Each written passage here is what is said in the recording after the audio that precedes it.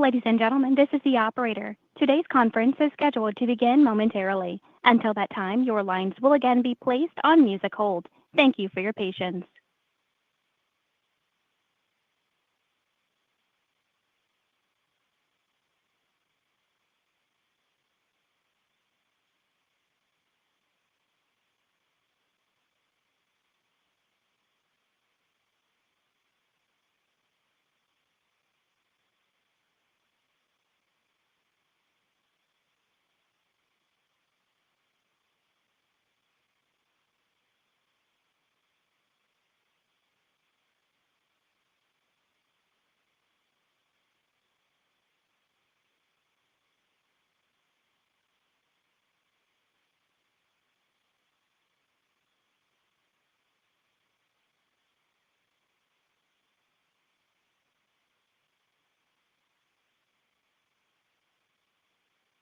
Hello, and thank you for standing by.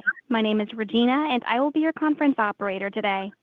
At this time, I would like to welcome everyone to the Customers Bancorp Inc. Second Quarter 2025 Earnings Webcast and Conference Call. All lines have been placed on mute to prevent any background noise. After the speaker's remarks, there will be a question-and-answer session. If you would like to ask a question during this time, simply press star, then the number 1 on your telephone keypad. To withdraw your question, press star 1 again. I would now like to turn the conference over to David Patty with Customers Bank. Please go ahead. Thank you, Regina, and good morning, everyone. Thank you for joining us for the Customer Bancorp Earnings Webcast for Q2 of 2025. The presentation deck you will see during today's webcast has been posted on the investors' webpage of the bank's website at customersbank.com. You can scroll to Q2 25 results and click Download Presentation. You can also download a PDF of the full press release at this spot. Our investor presentation includes important details that we will walk through on this morning's webcast. I encourage you to download and use the document. Before we begin, we would like to remind you that some of the statements we make today may be considered forward-looking. These forward-looking statements are subject to a number of risks and uncertainties that may cause actual performance results to differ materially from what is currently anticipated. Please note that these forward-looking statements speak only as of the date of this presentation, and we undertake no obligation to update these forward-looking statements in light of new information or future events, except to the extent required by applicable securities laws. Please refer to our SEC filings, including our Form 10-K and 10-Q, for a more detailed description of the risk factors that may affect our results. Copies may be obtained from the SEC or by visiting the Investor Relations section of our website. Now, at this time, it's my pleasure to introduce Customers Bancorp Chair, Jay Sidhu.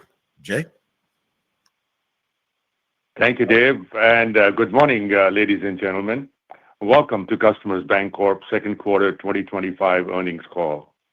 I'm joined this morning by our President and Chief Executive Officer of the bank, Sam Sidhu, and Customers Bancorp CFO, Phil Watkins, and Customers Bank CFO, Mark McCollum. First, I'm thrilled to welcome Mark on the call. Mark and I were partners at Southern Bancorp, and I'm thrilled he is now on the Customers team. And you know, Mark joined us in early June and will complete the transition to CFO of Customers Bancorp in the coming weeks. We are very excited about the continued depth of leadership we are building as our franchise grows. I also wish to thank Phil Watkins for his exceptional performance as Chief Financial Officer of Customers Bancorp over the past few quarters. He will continue to be a part of our top team. We are pleased to report another strong quarter, reporting results that materially exceed the consensus street estimates. Before we dive into the results from the quarter, I'd like to take a few minutes to reflect on some of the incredible accomplishments of this organization. As many of you know, we founded Customers Bank in 2009, and then a year later, Customers Bancorp, all with an objective of creating a company with a bold idea to build a client-centric, tech-forward, high-performing business bank that could compete and win in the fast-evolving industry. Since then, we've grown from a small, troubled $200 million asset bank in 2009, which had become a $3.2 billion asset bank by 2012, and today is a $22 billion commercial bank with national reach, high performing, and I'm incredibly proud of our team and what we've accomplished together. As you can see from slide 3, over the past 15 years, we've built a differentiated model anchored in disciplined growth, innovation, and exceptional client service. And over the last 5 years, since Sam Sidhu joined the executive team, our transformation has meaningfully continued to accelerate. Under his leadership, Customers Bank team has expanded into high-growth verticals, launched cutting-edge payment platforms like Cubix, and delivered industry-leading growth in tangible book value, revenue, and earnings per share.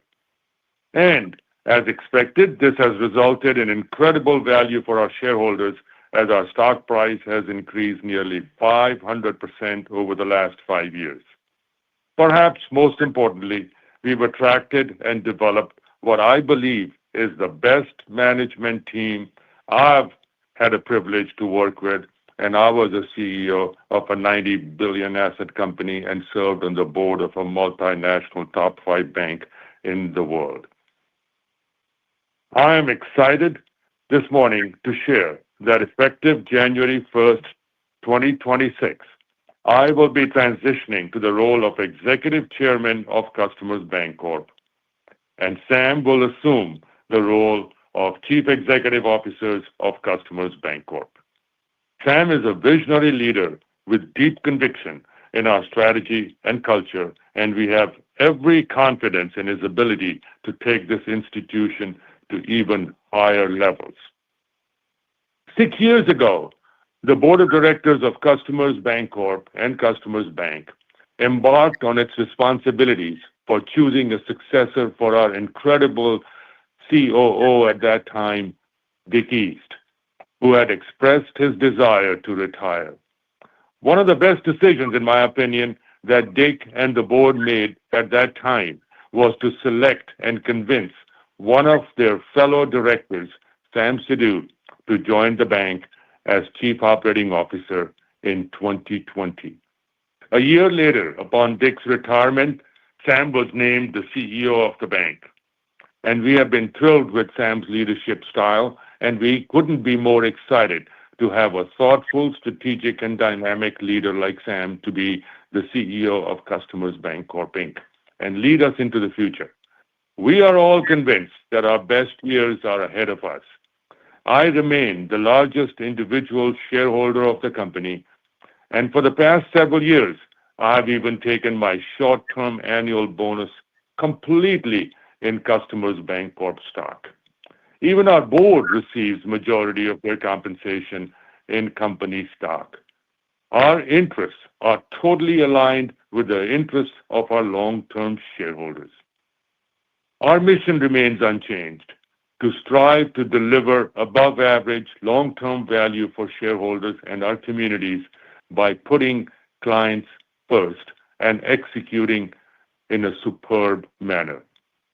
The board and I look forward to continuing to work closely and support and guide Sam and our exceptional management team as they take on tomorrow. Please join me in congratulating Sam, and with that, I'll turn the call over to Sam on slide 4. Good morning, Jay. I want to begin by expressing my deep gratitude to you and our board of directors for their trust and confidence in appointing me as CEO of Customers Bancorp. It is truly an honor to step into this role and to build on the incredible foundation that Jay and his team have established since the bank's founding in 2009. What makes this moment especially meaningful is this opportunity to lead alongside such an extraordinary team. Across the organization, from our commercial bankers to the team members in our operations, technology, risk, finance, and many other areas, I see a shared drive to innovate, serve with purpose, and never settle for average. That entrepreneurial winning culture is what defines Customers, and it's what gives me tremendous confidence in our future. While we're proud of the progress we've made, as you heard from Jay, and the momentum that we're carrying, we know the opportunity ahead is even larger. We have the right foundation, a clear roadmap, and an incredibly talented team. And we're going to stay relentlessly focused on deepening client relationships, executing with discipline, and delivering durable value for all of our stakeholders. We are unwavering in our belief that long-term success will be defined in three things: a client-first approach, consistent financial performance, and best-in-class risk and operating framework.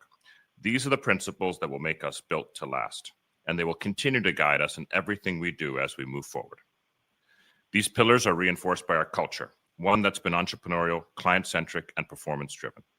That's why we've been able to consistently attract and retain top talent.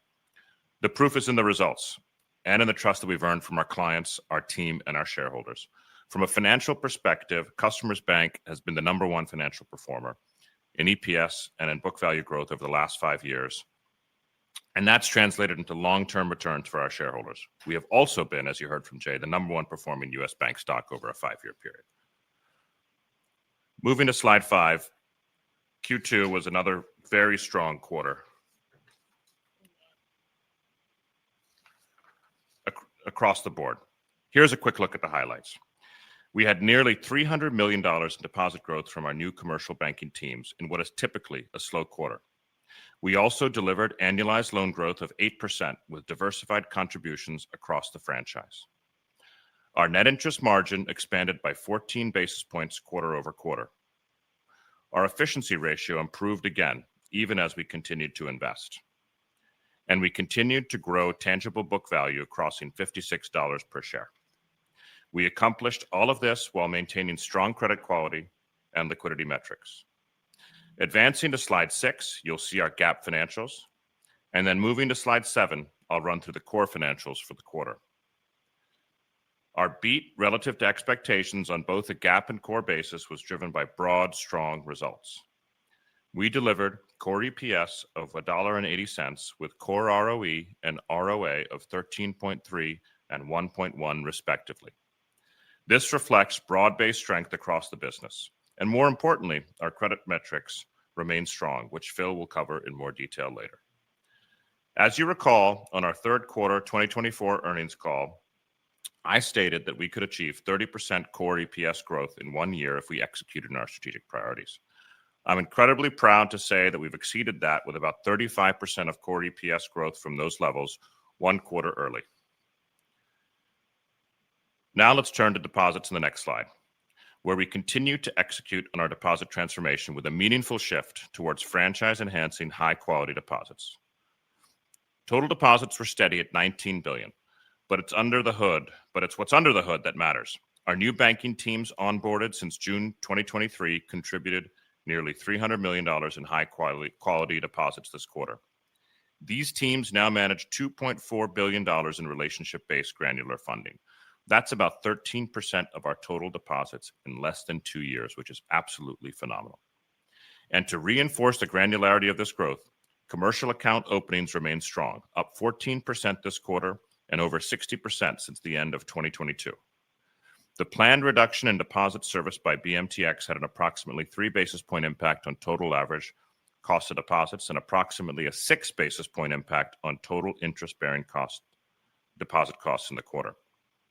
Adjusting for this impact, interest-bearing deposit costs would have declined by 5 basis points in the quarter.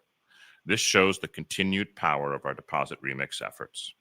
We reduced our broker deposits again by $350 million this quarter and have now reduced these balances by about $1 billion over the last year. Continuing to reduce these balances remains a top priority for us.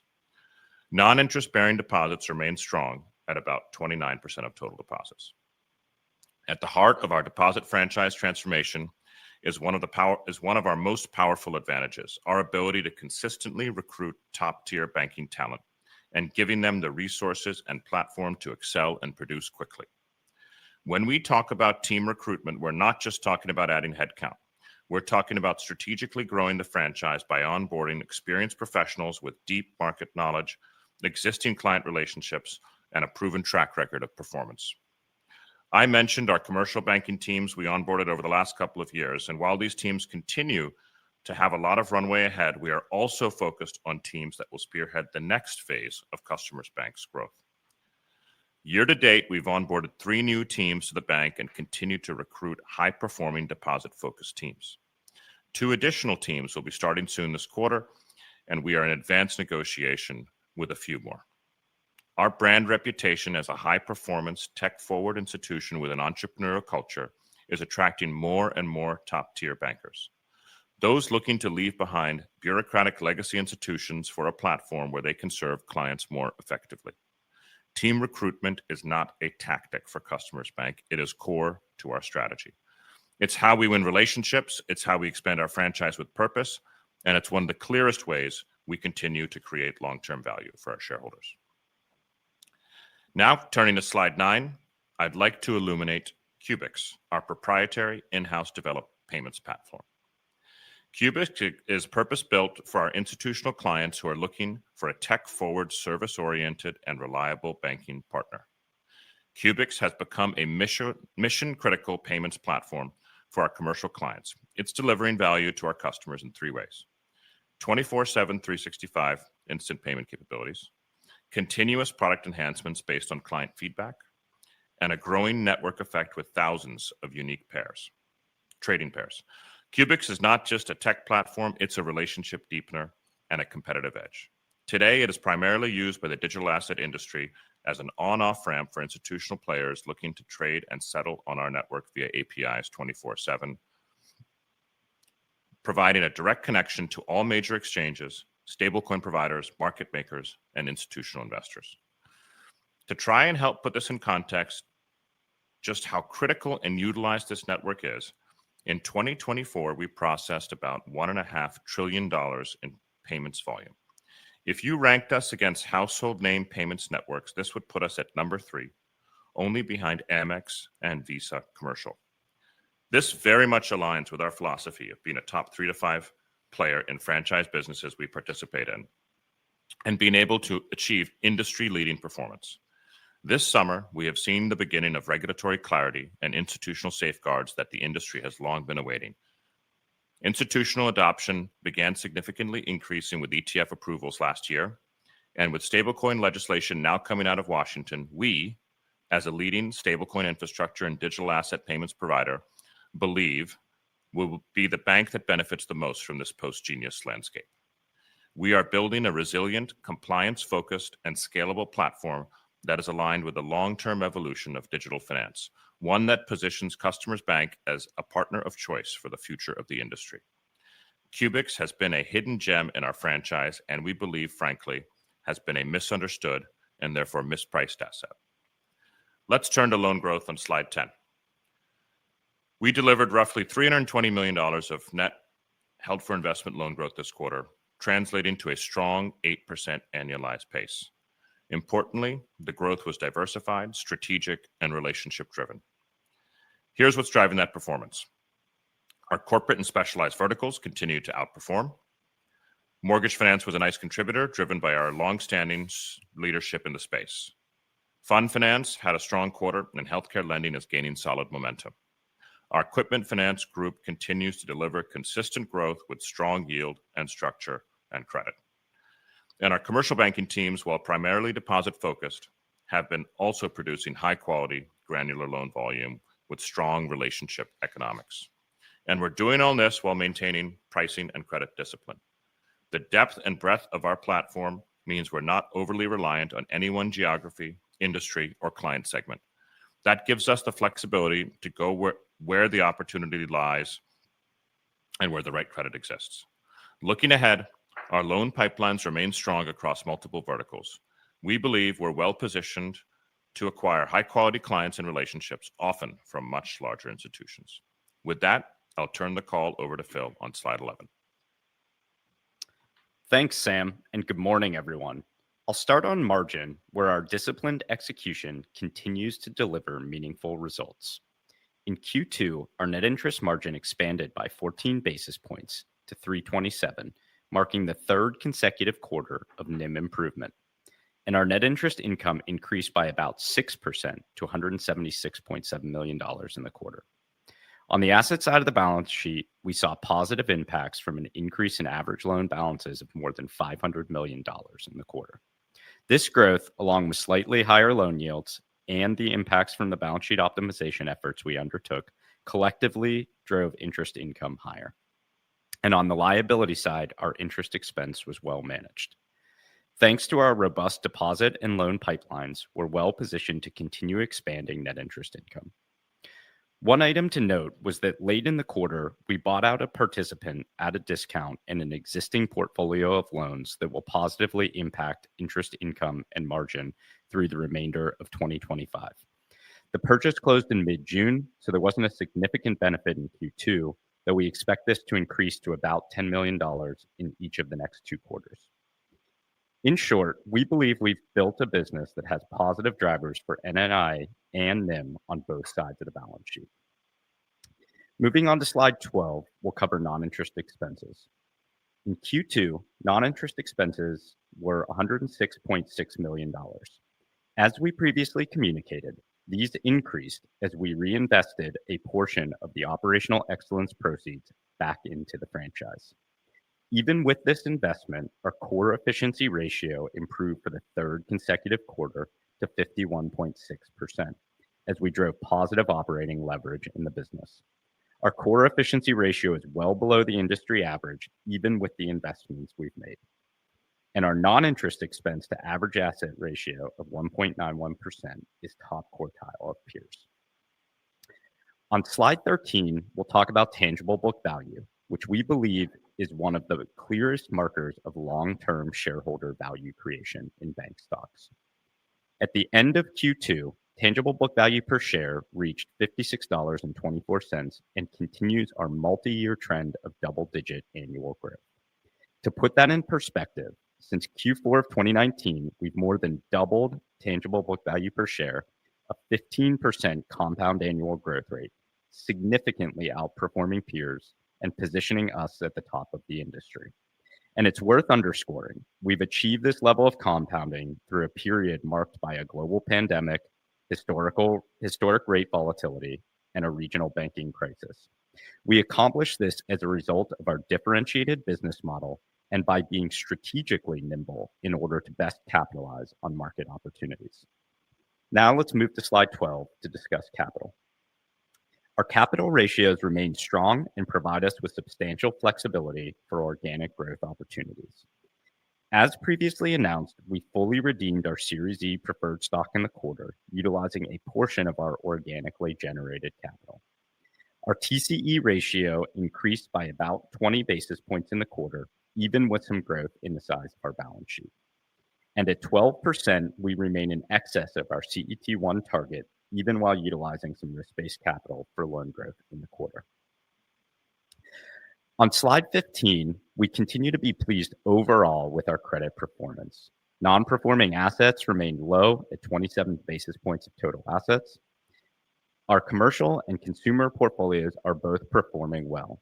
You can see this as total net charge-offs improved, down about 25% quarter over quarter.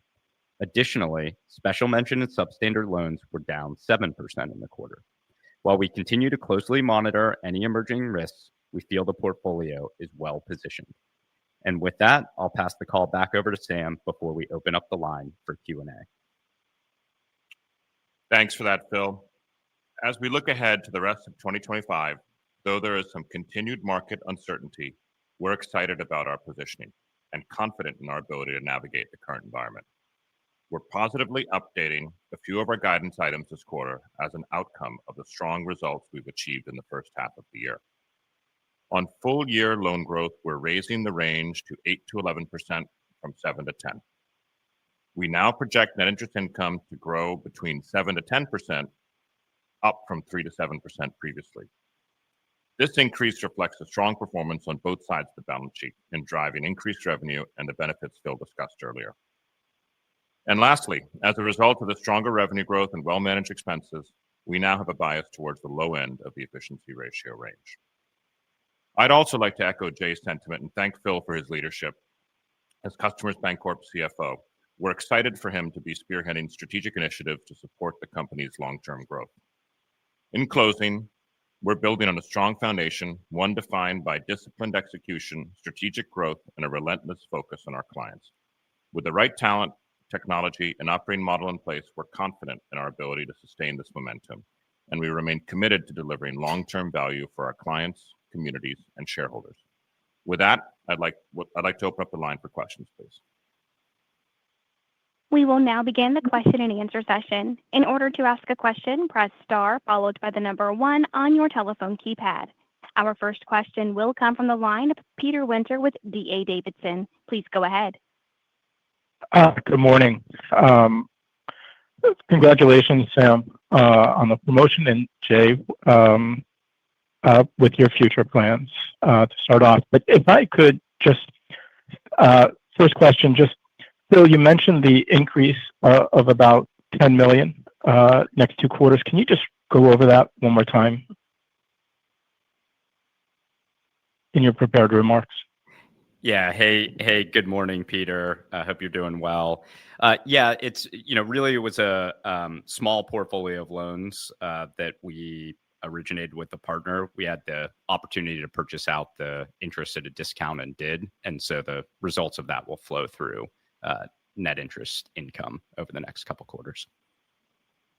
And it's $10 million benefit each quarter?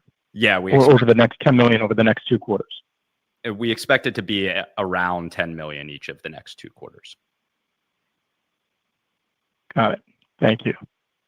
And then, Sam, if I could just ask, just with this passage of the Genius Act, just how maybe are you thinking about crypto-related deposits going forward? And just, it seems like it's going to be incredibly competitive with stable coins. I mean, we've seen JP Morgan step into this. PNC announced a joint partnership as well. So I'm just curious if you could talk about this. Yeah, sure, Peter. Thank you so much for your comments earlier. So, the net takeaway is this is incredibly exciting, for Customers Bank. And, what I would say about the recent legislation from Washington is first and foremost, it really just reinforces what we at Customers Bank have believed for a long time, which is that digital assets are here to stay. And I think that we have really established ourselves as the leaders in digital asset banking. And in this position, we have and will continue to benefit from regulatory clarity. You heard me talk about the ETFs early last year. You had a bump with the election, last November.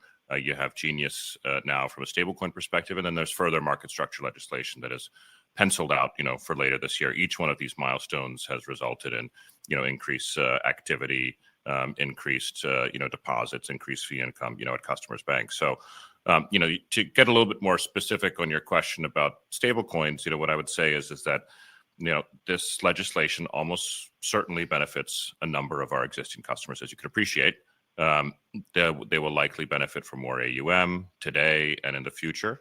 It also is going to mean that there's going to be, new institutional issuers, starting with non-banks.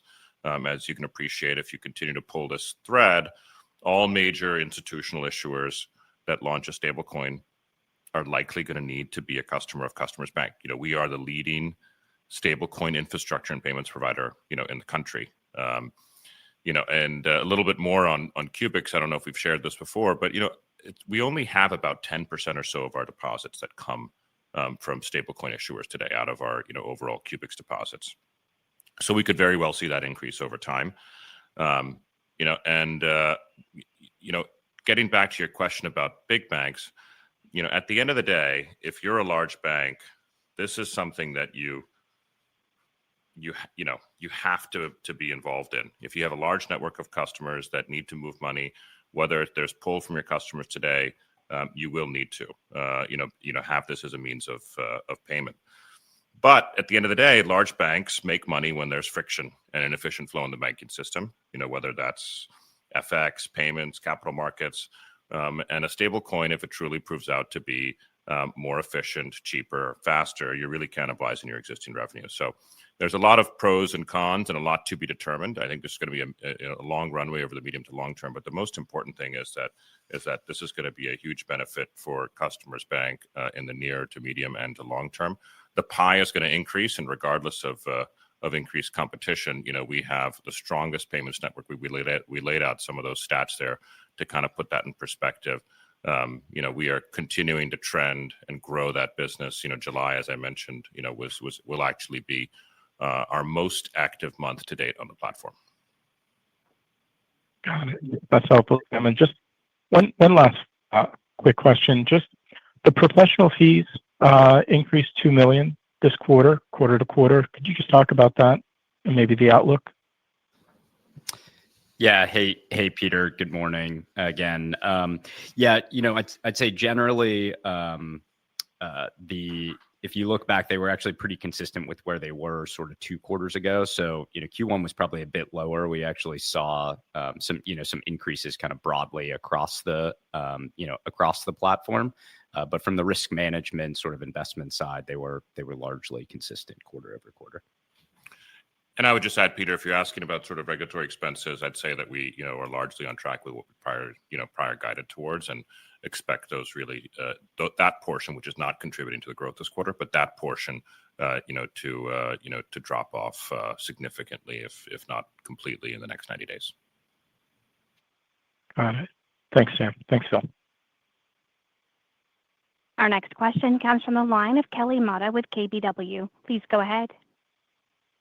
Hi, good morning. Thanks for the question. I would like to continue on with the topic of Cubix.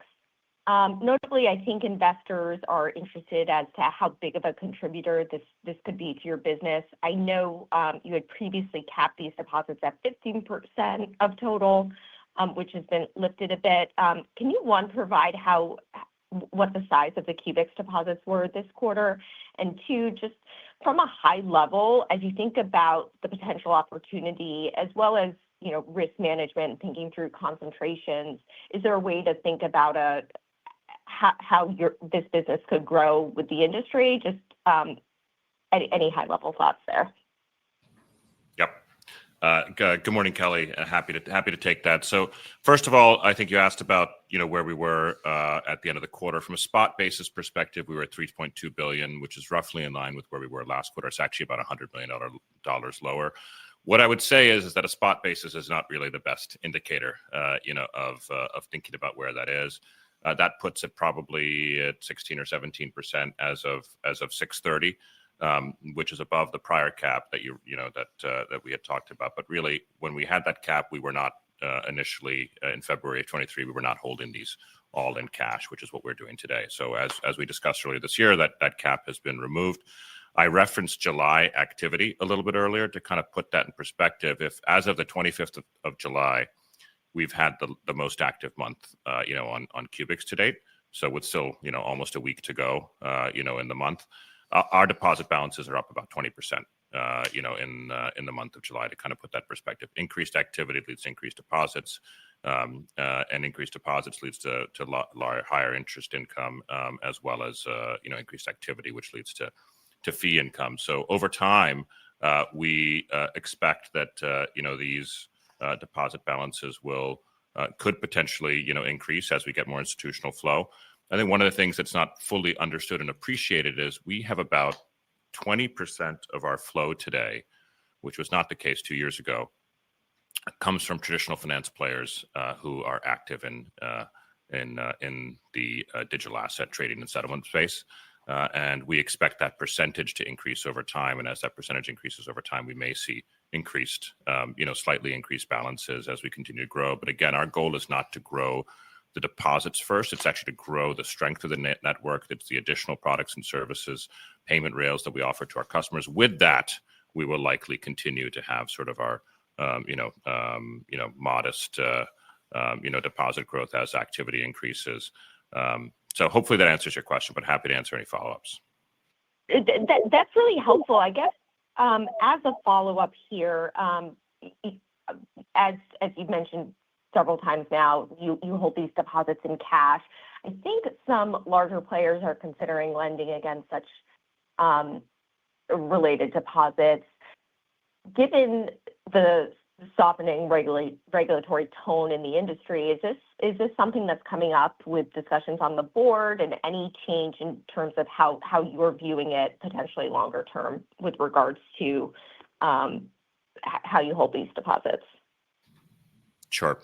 So the short answer is we're not looking to change the way that we approach and hold on these deposits. I think the longer answer is over time, as you can probably appreciate over a multi-year period, we'll continue to get more more internal data on how these deposits operate and fluctuate. We'll continue to have longer term relationships with our customers and can work on structure and just have a sense of sort of a minimum amount of payments float. So. The answer over the medium term is that we will likely, consider, but this will be customer driven and it'll be business driven. And sitting where we are today, it is entirely appropriate to hold these in cash, especially where rates are. Got it. Maybe last question for me, and then I'll step back into the queue is, this slide 9 where you draw out the payment volume is super powerful. I know this is, a huge benefit of this platform is the payments related fee income potentially generated. Can you elaborate how much that contributed to 2Q and any commentary about the potential for further monetization of payments fees longer term? Yep. So late last year, we instituted sort of traditional wire fees and platform fees to some of our customers. That has resulted in about an $8 million run rate of fees. It was about similar in the second quarter. So nothing necessarily material in the second quarter. But going forward, we could see that increase over time. Again, our objective is not to continue to materially drive fees. Our majority of our income today is coming from interest income. Over time, we'll likely see that shift from a mix perspective, especially as there's a potentially changing rate environment over the medium term. So one of the things that is important about that overall volume is it really just shows the incredible strength of the network. And while it was $1.5 trillion last year, we're at about $1 trillion year to date. So it kind of puts it in perspective that this is growing, activity is growing, and the strength of the network is only growing, and our lead and our moat is increasing. Got it. Thank you so much for all the color. I'll step back. Our next question comes from the line of Harold Getch with Briley Securities. Please go ahead. Hey, thank you. Congratulations for all the changes and the leadership there. I hope you all succeed and are happy with where things are heading. Congratulations.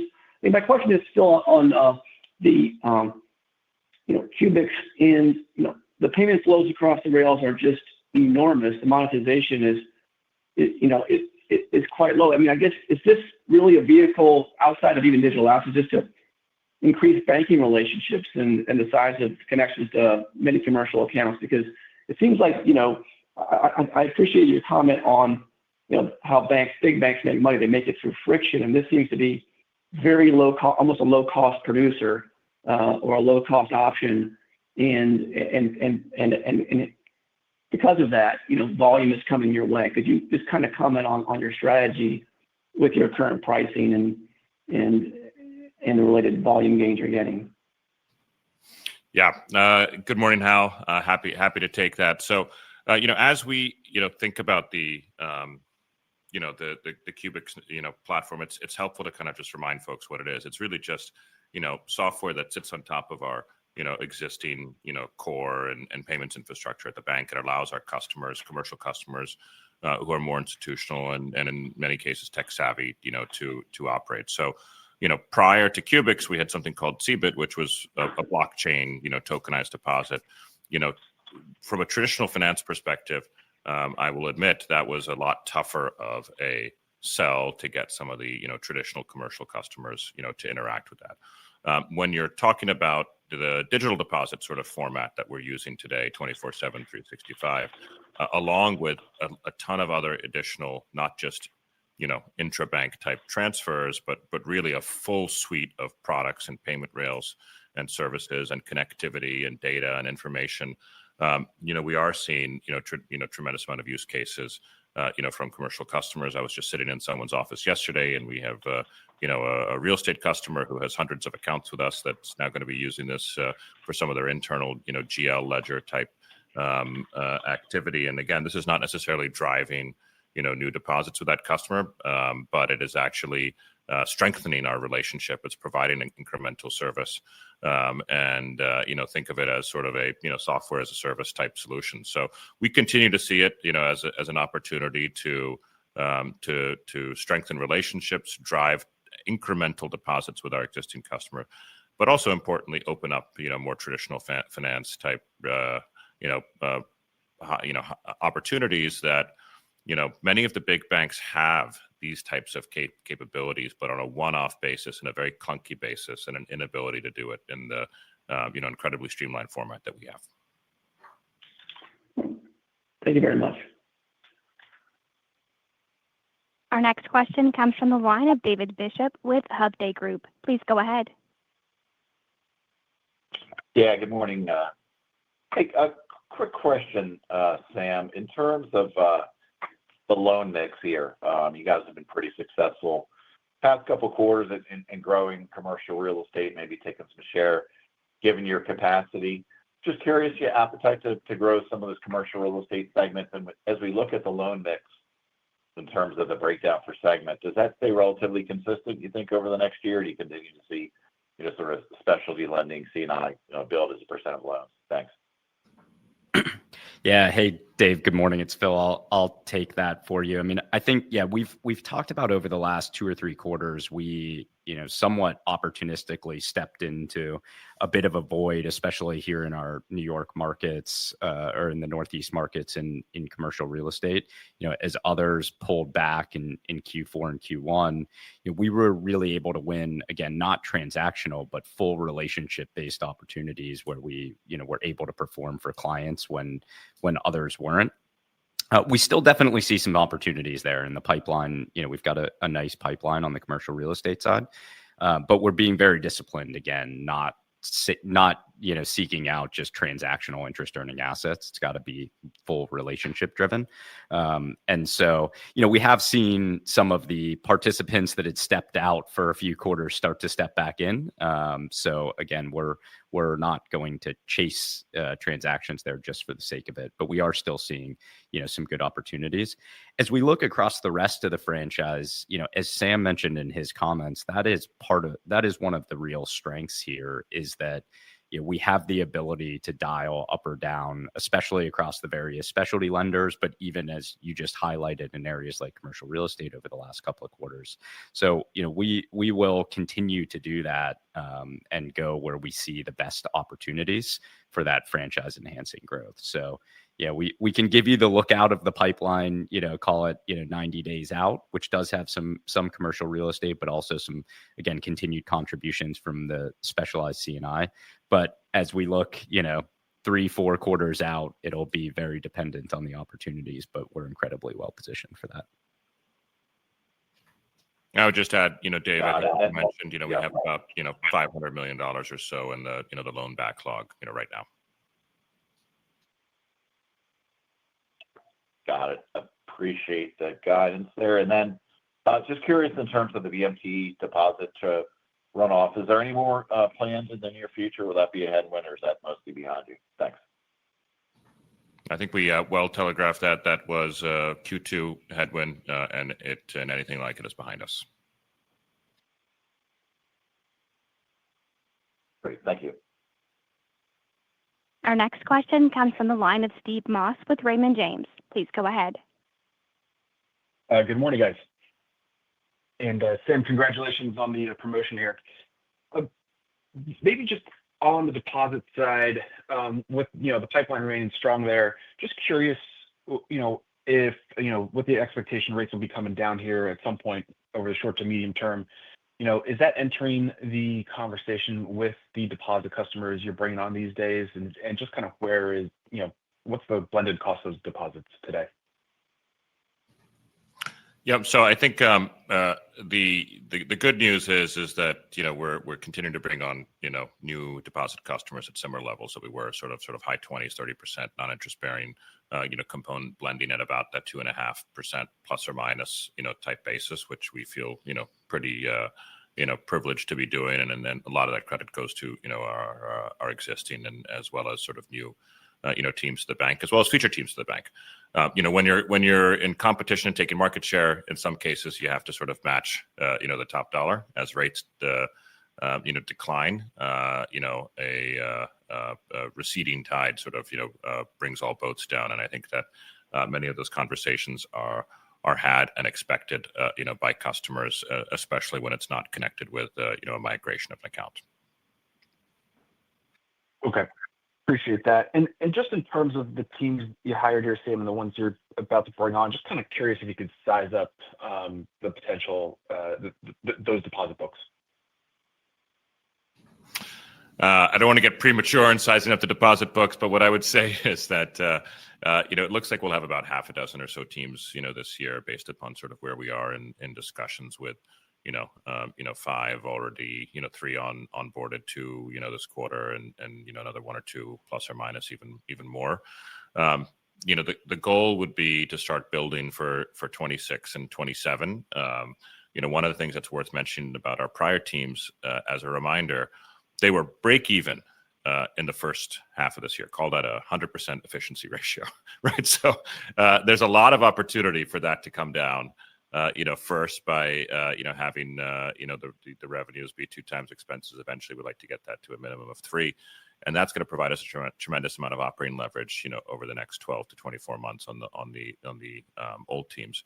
On new teams, we're working on a similar 12 to 18 month type, break even. Safe to say, each one of our teams, we would expect to be at a minimum in sort of that couple $100 million or so, book. On the high end, they do get to 10-figure. Okay. Appreciate that. And in terms of, I know you guys are getting to NII growth, but just curious how you guys are thinking about the margin here. I realize there's a lot of moving pieces, but is it relative stability at current levels, or could we see some more margin expansion just given your deposit base should continue to get better here? Yeah. Hey, Steve. Good morning. So I'd say overall, there are, as you said, there are moving pieces on both sides. I mean, we've got the positive on the loan growth side, and we continue to have some positive momentum, opportunities on the remix side. Some of it does continue to depend on the rate outlook. We do continue to be modestly asset sensitive, though, as you know, we've taken, meaningful steps, and measured steps over the last year plus to continue to bring that closer to neutral.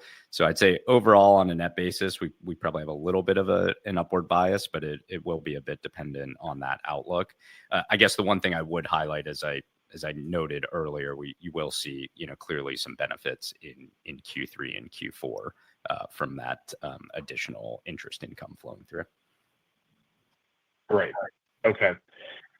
Thanks for that, Phil. And then I guess just maybe I hear you guys in terms of, going to be bringing on more customers with regard to Cubics, and, definitely a potential for loan growth, deposit growth out of the platform.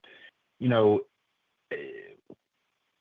terms of, I realize the size is kind of difficult to see where it could shake out, but just kind of curious as to, how you're thinking about managing those deposit balances, or are you just willing to let it ramp up and how do we think about concentration with regard to that, and if you guys have any thoughts over the medium term? It's a very valid question, Steve. And from a liquidity risk perspective, I think we've well contained it. I think as you think about strategic risks, you also don't want a lot of concentration from any one vertical. And so, these are conversations that we're having and that we're thinking about. And that's why, I've stated before, our goal is not to sit here and drive, deposits. It's to increase the strength of the network. Increasing the strength of the network increases, sort of activity and associated, deposit balances. And we view those as the high quality, value of the franchise, not spot balances with sort of a new account funding that's not active. Right. Okay. Well, I appreciate all the color here today, and thank you very much. Thanks, Steve. And what I would like to say to, is I forgot to say at the beginning, congratulations on the new baby. Thanks, Sam. Our final question comes from the line of Matthew Breese with Stephens. Please go ahead. Hey, good morning. I had a few questions. First of all, how much more room do you have to remix securities into loans, and how should we be thinking about kind of overall balance sheet size over the next year? Yeah. Hey, Matt. Good morning. I'd say overall, we probably feel, pretty good about where our securities portfolio as a percent of average assets is. Obviously, we were able to reinvest a portion of those proceeds, as we talked about, from some of the sales. But at this point, it would probably be more cash flow driven. And then, as far as from a balance sheet growth perspective, excuse me, as I said, as we've said before, the first half of this year, we would continue to expect to be heavier on the deposit remix side. And so as a result, you wouldn't see a lot of balance sheet growth, which is what occurred. But that as we got into the back half of the year and certainly into 26, while we still have, some opportunities on the remix side, we would expect more growth overall in the balance sheet.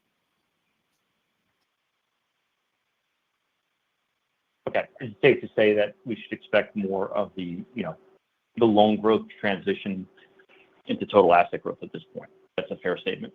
That's right. Okay. And then in the presentation and in the earnings release, you noted that part of the deposit mix shift resulted in, I think, $350 million less in brokered deposits. For the call report last quarter, I thought you had around $6.6 billion brokered. Is it fair to take those two numbers and figure out the net number, or what is your brokered deposit balances today? And is there a targeted goal there? Where would you like to be brokered deposits to total deposits? Yep. That's the simple math, Matt. And so, yes, they have declined, and they declined by about $1 billion over the last year. I think we've been pretty, vocal about, some of the changes in categorization, some of the deposits that happened over time. But it is consistent that those changes have been made sort of more broadly across the industry. Those deposits are now being de-emphasized and remixed out. So, where do we want those deposits to be? We are not a traditional sort of branch-based, bank that has a broad base of branch-based retail deposits. Having said that, I think we've always said we expect to sort of operate a little bit on the higher end of a traditional bank. Whether that's 25 or 20, it's to be determined. We definitely want these below 30% in the near to medium term. Thank you. Okay. And then I had a couple questions on Cubics myself. I guess the first one is just on the stablecoin bill, and I was hoping you could help me better understand. One of the inherent things is that all stablecoins will need to be backed by U.S. Treasuries, which inherently invites global usage, and I think there's some strong use cases around that. But for yourselves and others in the banking system, how do you protect yourself from a BSA, AML, know your customer standpoint? Who bears responsibility for making sure that there's, good incremental actors into the system, especially if this now becomes something that, extends beyond the U.S. borders? Yep.